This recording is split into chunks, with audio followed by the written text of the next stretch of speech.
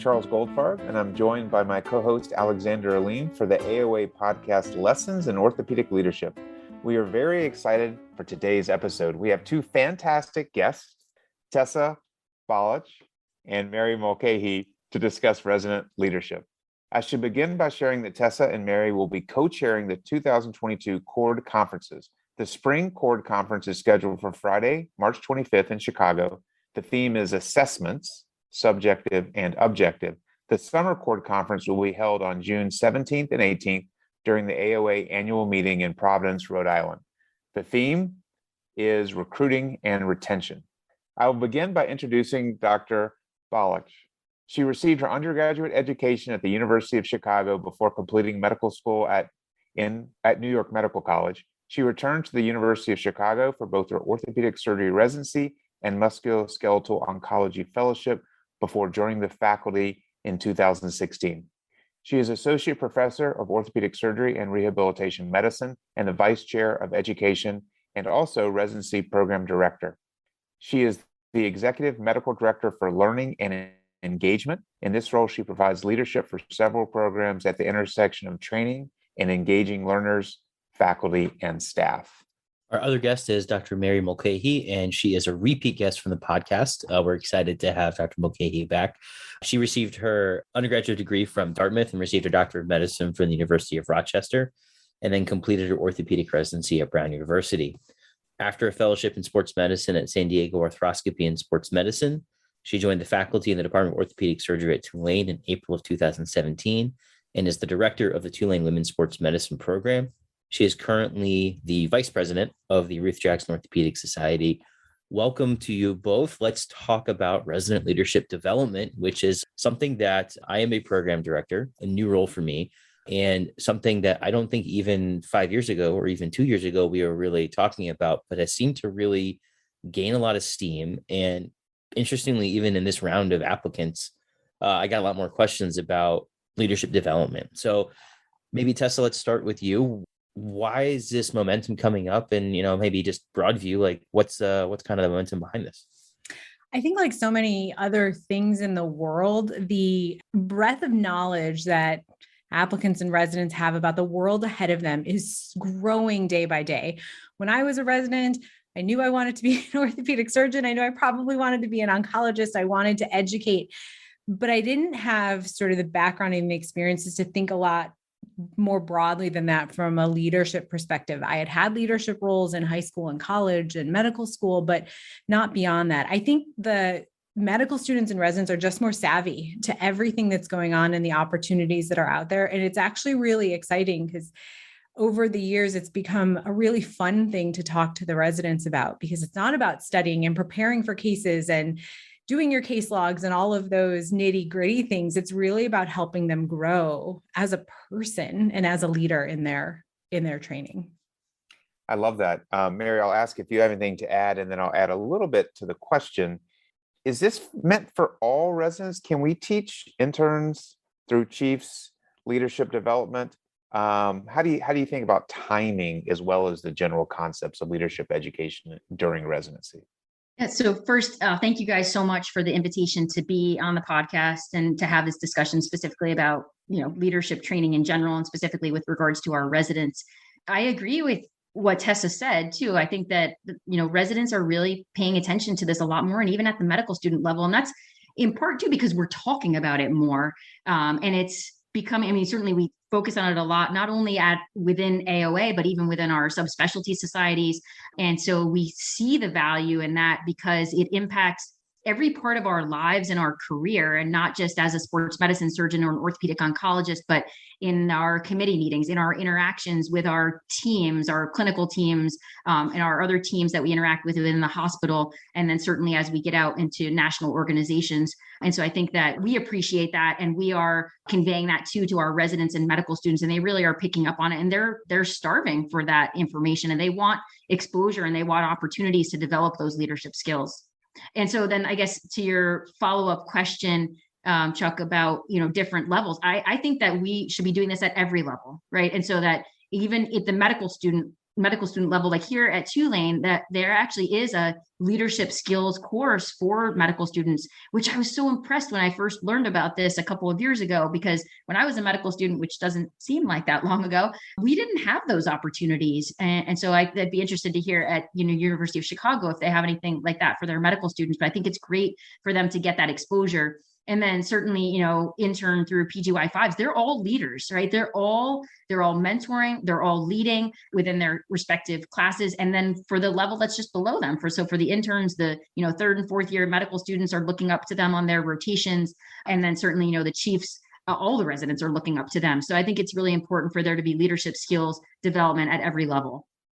Tessa, do you want to share anything about the University of Chicago before I ask a follow-up question? Embarrassingly, our dean of curriculum, who's going to be one of our speakers at the Spring Court Conference, would kill me. I don't know if there's a formal elective, but certainly the whole being, right, of the University of Chicago is one, like many academic medical centers that we are all at and have all experienced, where leadership is highly valued. And we certainly encourage that in our residents from their intern year all the way up. Absolutely.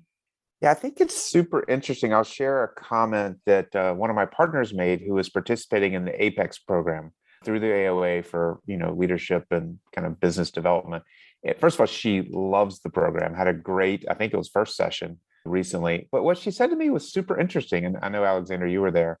What she said to me was super interesting. She said that, I don't know if I would have been ready to get everything out of this a few years ago. It's one of those things. And so she's happy she's doing it now. It's a great time. And she has been doing this for a little while, but she's had enough experiences that it's opened her eyes. And while I agree with both of you that this is absolutely, resident leadership education should absolutely start during intern year, there will be different lessons learned, presumably, by different level trainees. For sure. I think for your interns, it's learning how to take care of the little clinical team that you might be a part of, right? And sometimes even in that, leading from behind as the junior person to organize the lists and take charge of rounds and assign and help figure out who's pre-rounding and who's rounding and bring those medical students in and keep everyone engaged. So you're right. There's a variety of different leadership skills that I think you pick up and learn over time based on your needs and your experiences. But I think there are even opportunities for our most junior learners to learn some leadership principles. Absolutely. And I would piggyback off of that, like just the concept that Tessa mentioned in terms of leading from behind and how valuable that is, right? That learning from those who are ahead of you or who are more senior and paying attention to what they do and what seems to be effective and what can you implement into your own sort of leadership tactics or your approach to leadership. And there's a lot of value in that, whether it's the PGY2 and you see how he or she handles the consults. Do they get sort of frazzled by that, or how do they organize it, and how does the chief run the team? And so that's a lot of what the intern can learn from those ahead of them. And you're absolutely right that they'll build on it, and you're going to pick up different things depending on what level you're at. Kind of keeping on that, I think anytime, and I agree, the AOA Apex program is fantastic, and I'm super happy that I'm part of this year's cohort. Shameless plug for the AOA. But one of the challenges I think with this is you've got all these different levels, and you have kind of one schoolhouse, so to speak. You're trying to educate PGY1s through PGY5s. We already have enough difficulty with that, with kind of traditional orthopedic curriculum. Leadership adds a whole nother layer to it, and it really does seem to be a bit individualized to level, to experience, to interest. So what are some strategies to try to incorporate this into your curriculum for a residency? There's obviously a lot of these outside resources there, but if this is something that we really want to make important, we're going to have to incorporate this within our own programs. What are some of y'all's thoughts in terms of, or things that you've been doing to try to incorporate this style of learning? So at the University of Chicago, we have a weekly core curriculum didactics like many other places. And in the beginning of the year, we do sort of a boot camp for everybody and divide those teaching sessions into juniors and seniors, because we recognize exactly what Alex was talking about, that those junior residents have really different learning needs than the senior residents. And with the senior residents, we have sessions, 2 sessions a day over 4 weeks, right? So 8 separate sessions about leading teams, managing conflict, giving feedback, right? All those core leadership principles that are important for someone as they're transitioning into a senior or chief resident role. And then the juniors, we do team dynamics and working within a team and communication and stuff like that. So really think about those as two separate groups. And that's how we do that to kick off the academic year. I love that. We do not have that type of program at Tulane. I agree completely, though, with the concept of dividing residents for certain things into juniors and seniors. And we've talked about that a lot with some of the sort of in-training exam type of preparation, but no formal sort of leadership. It hasn't been incorporated to that extent with regards to leadership. We do have like a couple of leadership focused talks incorporated into our core curriculum throughout the year, but not divided based on resident level. So I really, really like that idea. I mean, we certainly encourage our residents to get involved with, developing leadership skills in terms of hospital type committees, and then some of the national societies that have resident member positions, and then things like the Resident Leadership Forum. I mean, these are fantastic opportunities. Not everyone can take advantage of them. Obviously, there's only a couple of positions per program, but we encourage our residents to seek those opportunities out, and we support them in applying for those positions. One of the other things we do is we actually build some of that into our mentoring program in our semi-annual review. So we're in the process of kind of changing some of our evaluation forms in our mentoring programs to give those faculty mentors some guidance about maybe there are some leadership principles or skills or non-clinical things that we should be coaching the residents on as they move through as a 2, a 3, a 4. I think those are all great. Chuck can kind of talk about this because he's been leading this at our place, but we've had a program called Leadership for Achievement that I think it's been going on for about 5 years now. And this was really kind of something that we've done sporadically throughout the year, incorporating it in, and we try to hit kind of intern through senior faculty in it.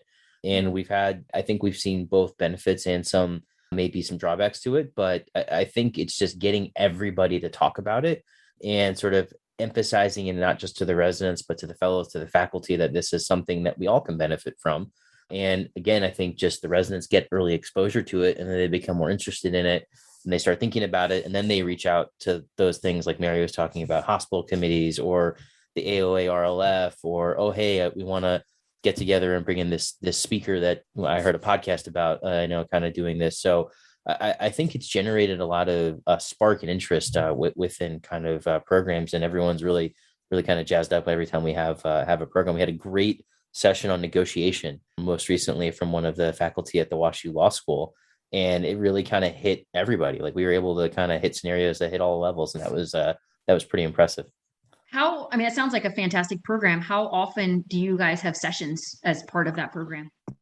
Yeah, it has been great, and these are outside speakers, and typically it's 3 to 4 speakers a year, and we devote Wednesday mornings. We have a 2-hour session every week, grand rounds, or whatever you want to call it, and we devote 2 hours to the topic, whether it's managing conflict or leading teams, as Tessa suggested, or feedback and evaluation is our next topic, which is coming up pretty quickly. So there's a million ideas, and these are really good speakers, often business school speakers, who do this all the time. And it's, as you guys know, it's a very different format, from an orthopedic lecture. There's breakout rooms and making everyone uncomfortable speaking in small groups. And so I personally find it to be really fulfilling, and selfishly, I love this.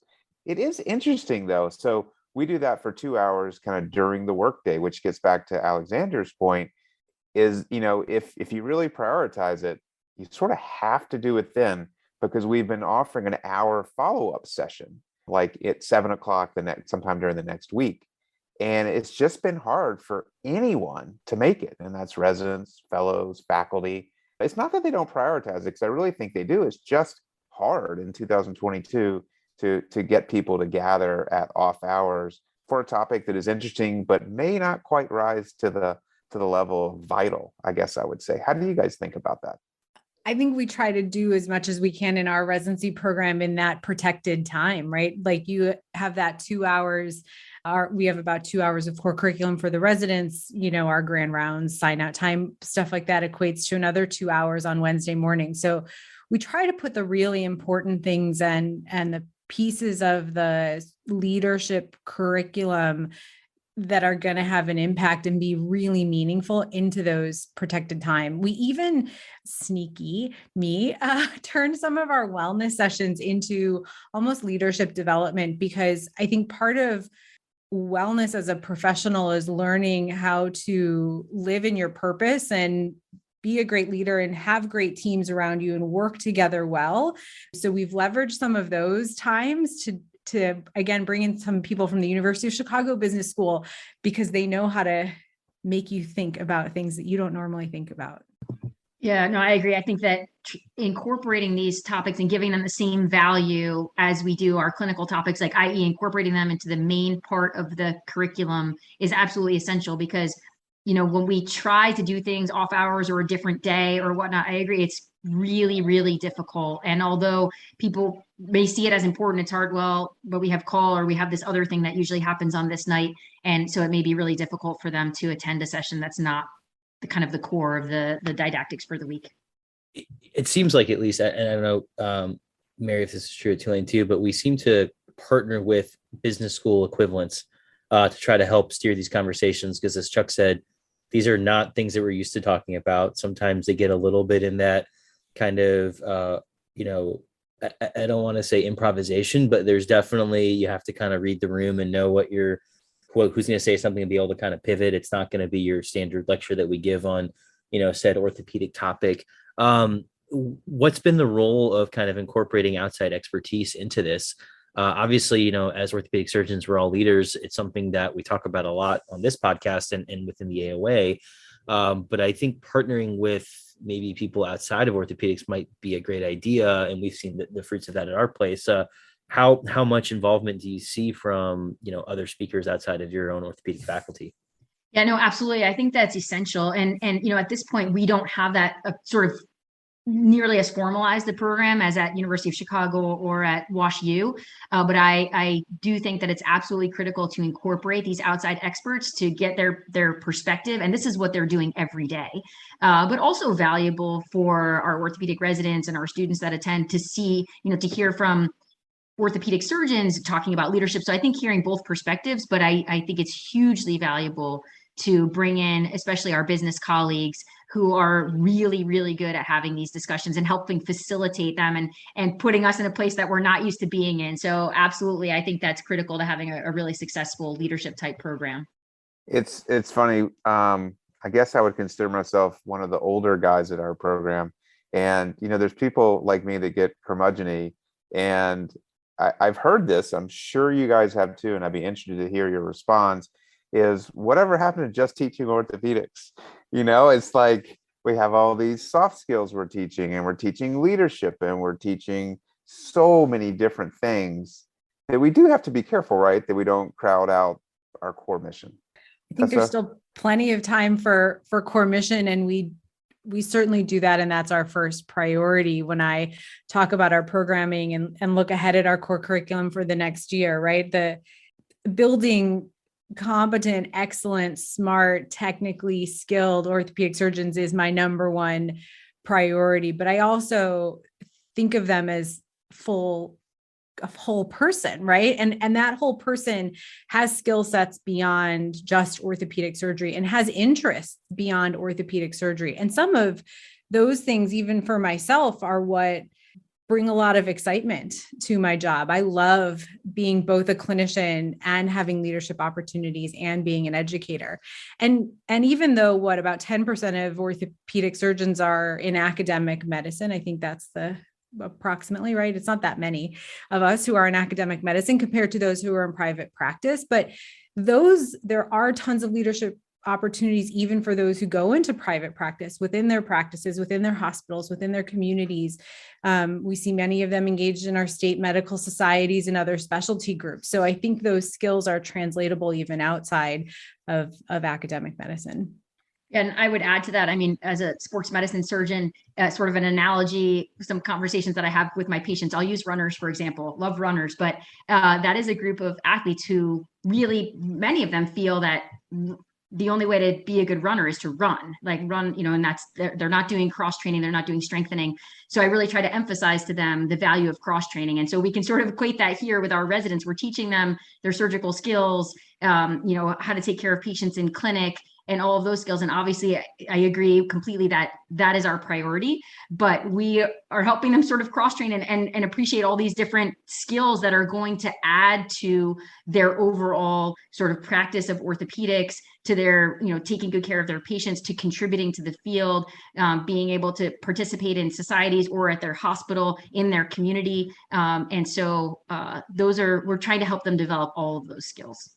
Well said. So very, very true. Well, now I have a better response for the curmudgeon when he or she comes and lets me know. We hit on some of the main topics. Any other topics you guys would want to highlight? We talked about conflict resolution. We talked about leading teams. We mentioned negotiation, not as in necessarily a formal negotiation, but the negotiations we do all day, every day. What other topics, or if any, immediately stand out as others that would be appropriate for resident education? I think coaching and giving feedback is a really important one. And that's something we traditionally put in the leadership skill category, but if you look at it from a slightly different perspective, it's part of being a good colleague and a good partner and a good senior resident to your junior resident, right? Being able to help them grow and develop. And so I think that's one that we teach probably subconsciously and by a lot of role modeling, a lot of times, and not as overtly, but one I've tried in recent months and weeks, and even in the last couple of days, to do really purposefully with a couple of my senior residents. Yes, very important. And I think also, focusing on topics related to like emotional intelligence and mindset, specifically growth mindset, and how that allows you to sort of take advantage of other opportunities. I think those are other important topics to touch on with our residents. And we can do that through discussions. We can, point them to helpful books, which cover, a lot of these different topics, and maybe even considering doing like a book club once a year, different ways to give them exposure to this information. I love that. I love that. It's funny, as I've these topics really do interest me. And so I'm not sure if it's a mistake or a good thing, but I subscribe to Harvard Business Review. And it's just another source of information that I need to try to digest, which is really hard. But I'll share one little tidbit, an article I just read, just because it really did hit me right, which was in coaching and giving feedback. It is just so incredibly important that both parties be in the right frame of mind to give feedback and to accept feedback. And I think some of the mistakes that I have made, and I've made many, but some of the mistakes I have made have been around, forcing my feedback, whether the recipient is ready for it or in the right mental place to really appreciate it. But we do try to share HBR articles or whatever as part of the background for these courses. That's fantastic.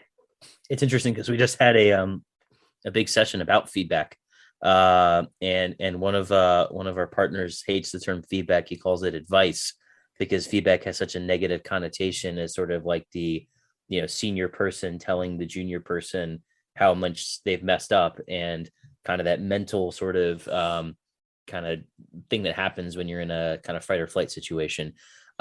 Y'all both mentioned wellness a little bit too, and I heard this concept of something that I really kind of latched onto, of wellness-centered leadership, and just the whole idea of, effective leaders need to lead well and need to lead by example. Wellness is something, obviously, across healthcare. We've talked a lot about burnout. Has been huge, and in the framework of the pandemic, the last couple of years, we're really seeing this across all avenues within healthcare. Tessa, you said wellness is sort of sometimes lumped into the leadership development.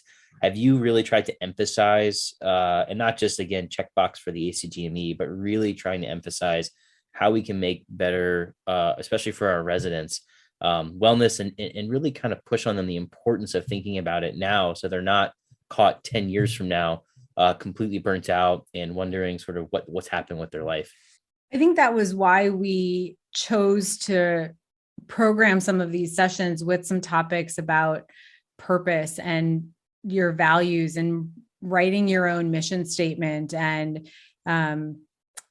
some team collaboration things, because we know we work a lot. We have all signed up to have a career where we work lots of hours a week, but we do it in a sustained fashion because it's something we love and something that brings us joy and something that we connect with. And we work in a community and we record podcasts at crazy hours of the evening because it's fun to do. And so I think helping the residents, at least in my perspective, remember to find those connections and come back to what brought them into medicine and brought them into orthopedic surgery is really something that helps then give them enough, right, space in their cup to keep it fillable, right? Keep filling it with all the good stuff. So I think it's building some tools of resiliency. Maybe that's the end, right? The sum of all of that work is being resilient and finding some joy in what you do every day. Yeah, I love, Alex, that concept of wellness-centered leadership. That's fantastic. I actually have never actually heard it like those terms put together, but I really love that focus. And I think it's really, really important for us to emphasize the importance of these ideas to our residents and even to the medical students. I talk to the medical students about this all the time. I interact with them a lot, and just making sure that they protect time for things that make them happy, that are really important to them too, and that they carry that with them, because that's going to make them a better, well-rounded person and give them this resiliency and longevity. And I agree, we do all these things because we love it and we're happy and we're passionate about doing it. And we want that same mentality to be instilled in our students and our residents. So yes, again, I love that. I'm definitely going to carry that with me, Alex, that wellness-centered leadership. Thanks. I think a couple more topics to hit before we sign off. The first I would say is, what resources, society-based or otherwise, are you both aware of? We mentioned the AOA Resident Leadership Forum, which is fantastic, limited to 2 residents per program. So, somewhat limited. The Emerging Leaders Program through the AOA is also an opportunity which can include 5th-year residents up to, I think, the 13th year of practice or something like that. So those are 2. Do you guys know of others off the top of your head that residents who may be listening or fellows who may be listening could take advantage of? I guess I would add, like, there are some societies that have resident level leadership type positions or committee involvement, and that certainly is a great way to start developing leadership skills. I'll throw a few out just because these are ones I know of. I mean, RJOS has a lot of positions, the J. Robert Gladden Orthopedic Society, AUKUS, OTA. Those are just ones that I know of. I'm sure several others have resident level positions. The Academy also has resident positions. And then there's the resident assembly. That's another great way. Thank you. Perfect. Tessa, do you know of others, like through MSTS or other oncology? I believe AOFAS and ASSH have opportunities for residents to be involved. Yeah, the ASSH definitely does. And it's a great point. Even if it's not coined a leadership opportunity, I think that's really a great point. Get involved. I mean, we say that all the time, but there will be leadership education, whether formal or informal, if you're on a leadership committee of any kind. So that's great point.